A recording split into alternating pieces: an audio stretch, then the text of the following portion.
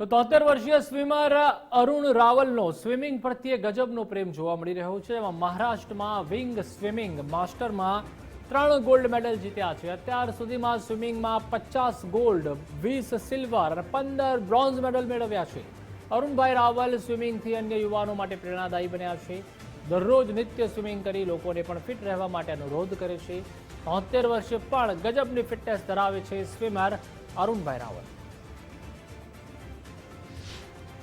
અરુણભાઈ રાવલ એક ખૂબ જ સારા સ્વિમર છે અને તેમને જોઈને ઘણા બધા યુવાન પ્રેરણાદાયક થાય છે. અને આ ઉંમરે રેગ્યુલર અહીંયા સરદાર પટેલ સ્ટેડિયમમાં સાંજે સ્વિમિંગ કરવામાં આવે છે અને તે દરિયામાં પણ સ્વિમિંગ કરવા જાય છે. તેમજ અલગ અલગ જગ્યાની જેમ નેશનલ ખેલ મહાકુંભમાં રાજ્ય કક્ષાએ તેમજ અલગ અલગ નેશનલમાં માસ્ટર્સમાં બધે ભાગ લે છે.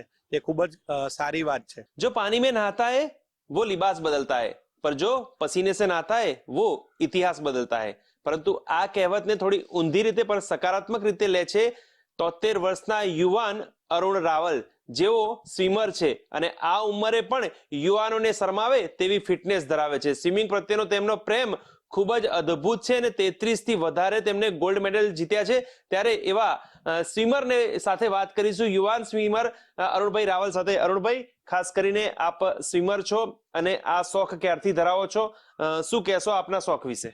નાનપણથી જ હું સ્વિમિંગ કરું છું અને સ્વિમિંગ અમદાવાદમાં આવ્યા પછી કોમ્પિટિશનમાં ને એમાં હું ભાગ લેવા માંડ્યો અને સારું મારું સ્વિમિંગમાં ઘણો હું આગળ વધી ગયો છું. અત્યારે સ્ટેટ અને નેશનલ લેવલના કોમ્પિટિશનમાં ભાગ લઉં છું અને એમાં મેડલો પણ હું મેળવું છું.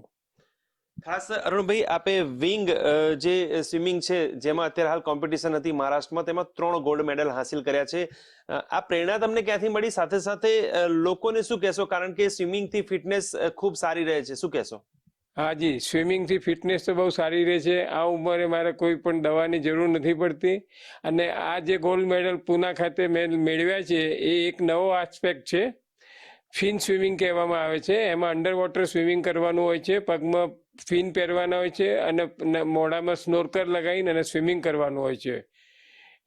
અને એમાં મેં 50 અને 100 બાયોફિન્સ અને 50 મીટર મોનોફિન્સમાં મેં 3 ગોલ્ડ મેડલ મેળવ્યા છે, જે પૂના મહારાષ્ટ્ર ખાતે આ હરીફાઈ હતી અને નેશનલ લેવલની આ હરીફાઈ હતી.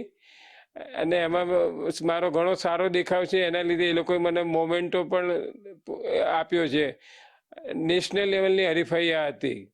ખાસ કરીને અત્યારે અરુણજી, ખાસ જે રીતે અત્યારે ખૂબ જ દોડ ભાગ ભરી લાઈફમાં લોકો સ્ટ્રેસ ખૂબ લેતા હોય છે, આવી સ્થિતિમાં ખાસ ફિટ રહેવું કેટલું જરૂરી છે, શું કહેશો દેશના, ગુજરાતના, અમદાવાદના યુવાનોને? કારણ કે ફિટનેસ ખૂબ જરૂરી છે.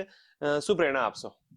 અત્યારના યુવાનોને ખાસ એ કહેવાનું છે કે એ લોકો પાસે ચા અને પાનના ગલ્લે ઊભા રહેવાનો ટાઈમ છે, પણ પોતાના સ્વાસ્થ્ય માટે કોઈ એક્સરસાઇઝ કરતા નથી. તો એમણે સ્વિમિંગ શીખી લેવું જોઈએ, સ્વિમિંગ કરવું જોઈએ. કારણ કે સ્વિમિંગથી મારે આ ઉંમરે મને એટલો બધો ફાયદો થાય છે કે મારે કોઈ દવાની જરૂર નથી પડતી.